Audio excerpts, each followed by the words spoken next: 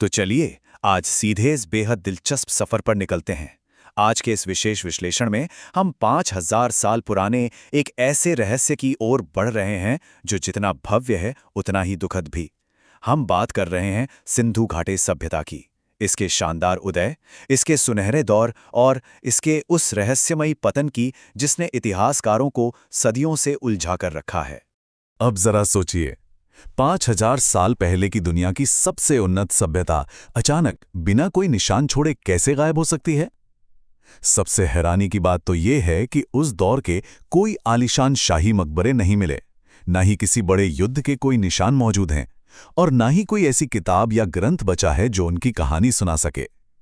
पीछे रह गई है तो बस एक रहस्यमयी खामोशी, जो इतिहास का सबसे बड़ा सवाल बनी हुई है। अध्याय 1, एक विस्मृत सभ्यता। 19वीं सदी के ब्रिटिश राज के दौरान इन प्राचीन खंडहरों की खोज बहुत ही अनजाने में और अगर सच कहें तो थोड़ी दुखद परिस्थितियों में हुई थी। हुआ कुछ यूं कि 1826 में चार्ल्स मेसन ने पहली बार पंजाब में कुछ खंडहर देखे थे, लेकिन कहानी में असली मोड़ या कहें सबसे बड़ी त्रासदी 1856 में आई। ब्रिटिश इंजीनियर बर्टन बंधु रेलवे लाइन बिछा रहे थे और उन्हें लगा कि ये बस कुछ पुरानी मजबूत ईंटें हैं। उन्होंने अनजाने में 4500 साल पुरानी बेहतरीन पकी हुई ईंटों को उखाड़कर रेलवे ट्रैक के नीचे गिट्टी की तरह बिछाना शुरू कर दिया। ये सच में एक बहुत बड़ी ऐतिहासिक भूल थी।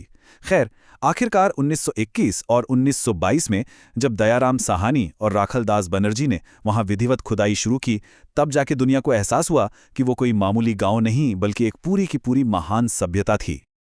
और ये सभ्यता कोई छोटी मोटी जगह तक सीमित नहीं थी। इसका क्षेत्रफल था 13 लाख। जी हां, बिल्कुल सही सुना आपने।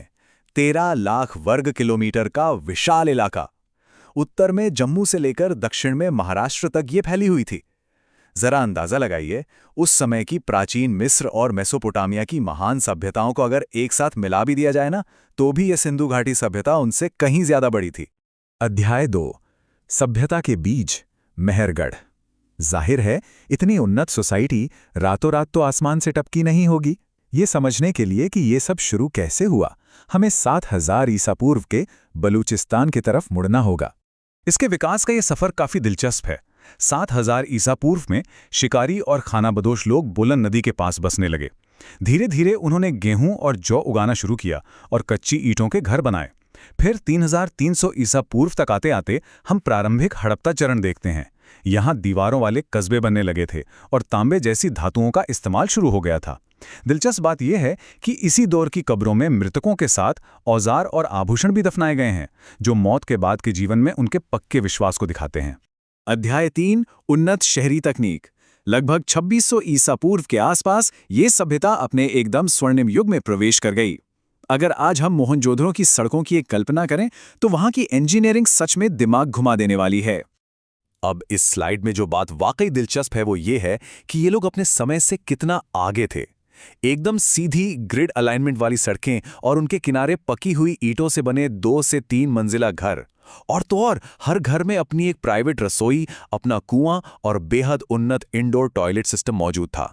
ये बात सच में हैरान करती है कि आज से 4500 साल पहले ऐसा शानदार और सुनियोजित ढांचा मौजूद हो सकता है। इनकी इंजीनियरिंग का असली कमाल तब समझ आता है जब हम उस बीते हुए कल की तुलना आज से करते हैं। 2600 ईसा पूर्व में हड़प्पा के पास सड़कों पर ढकी हुई नालियां थीं, साफ सफाई के लिए नियमित मैनहोल थी और प्राइवेट प्लम्बिंग की सुविधा थी। और दूसरी तरफ हमारी आज की आधुनिक सच्चाई ये है कि दुनिया के कई बड़े और समकालीन शहर आज भी खुली नालियों और बुनियादी साफ सफाई के लिए संघर्ष कर रहे हैं। ये उनके बेजोड़ शहरी नियोजन कौशल का एक जीता जागता सबूत है। अध्याय 4, व्यापार और रहस्यमयी लिपि। अब सवाल उठता है कि इतने शानदार लाइफस्टाइल को बनाए रखने के लिए पैसा कहां से आता था? इसका सीधा सा जवाब है उनकी शांतिपूर्ण लेकिन बेहद मजबूत अर्थव्यवस्था और कमाल की शिल्पकारी। इनके समुद्री व्यापार के किस्से बहुत ही शानदार हैं। गुजरात का लोथल दुनिया का सबसे पुराना डॉकयार्ड यानी बंदरगाह था। यहां से जहाज साबरमती नदी के रास्ते अरब सागर होते हुए सीधे मेसोपोटामिया तक जाते थे। मेसोपोटामिया के लोग हड़प्पा वासियों को मेलुहा कहकर बुलाते थे। वे यहां से हाथी दांत, सोना, तांबा और लैपिस लाजुली जैसे बेशकीमती पत्थर निर्यात करते थे। इनकी पूरी अर्थव्यवस्था गजब की व्यवस्थित थी। ये दुनिया में कपास उगाने और सूती कपड़ा बुनने वाले पहले लोग थे। व्यापार में एकदम कड़े नियम थे। उनके पत्थर के बाट हमेशा 16 के सटीक गुणकों में ही होते थे। विशाल मनके बनाने की फैक्ट्रियां थीं और उनकी सबसे खास पहचान थी उनकी मोहरें, जिन पर एक सींग वाला बैल या पशुपति शिव और स्वास्तिक जैसे धार्मिक चिन्ह मिलते हैं।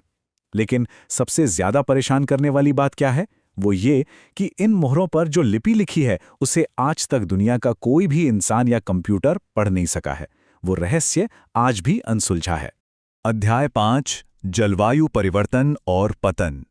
इस सभ्यता का हर पहलू इतना चमकदार और आदर्श लगता है, लेकिन फिर 1900 ईसा पूर्व के आसपास सब कुछ अचानक बिखरने लगा। सड़कें टूटने लगीं, नालियां जाम होने लगीं और लोग अपने इन भव्य शहरों को छोड़कर जाने लगे। तो आखिर ये पतन हुआ कैसे? इतिहास में इस बात पर लंबी बहस रही है। एक पुरानी थ्योरी ये थी कि किसी बाहरी सभ्यता ने या आर्यों ने अचानक हमला कर दिया था। लेकिन अब ये थ्योरी पूरी तरह से गलत साबित हो चुकी है, क्योंकि खुदाई में युद्ध, विनाश या हथियारों का कोई बड़ा सबूत मिला ही नहीं। आधुनिक विज्ञान ने अब असली विलन को खोज निकाला है, और वो है भयंकर जलवायु परिवर्तन, नदियों का अपना रास्ता बदल लेना और एक भयानक सूखा। यही इस महान सभ्यता के असली दुश्मन साबित हुए।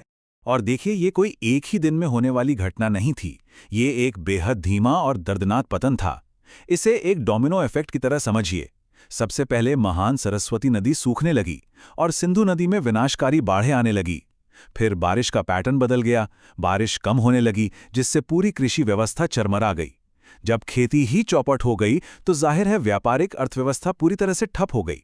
अंत में लोगों के पास कोई चारा नहीं बचा और उन्हें मजबूर होकर पूर्व और दक्षिण की ओर बड़े पैमाने पर पलायन करना पड़ा। उन्होंने अपनी वो महान शहरी पहचान हमेशा के लिए खो दी और वापस उसी साधारण ग्रामीण जीवन की ओर लौट गए।